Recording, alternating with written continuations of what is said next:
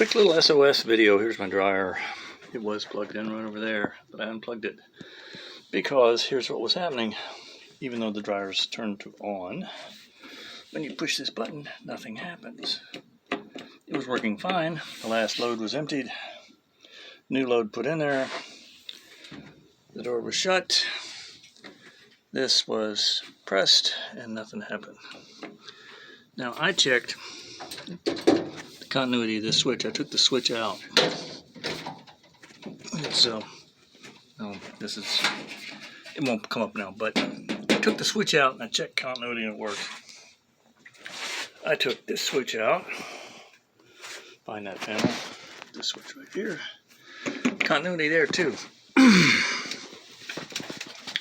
Took the back off, checked the thermal fuse, continuity, everything had continuity. All this does. The only thing it doesn't is whatever this switch does. I'm not sure.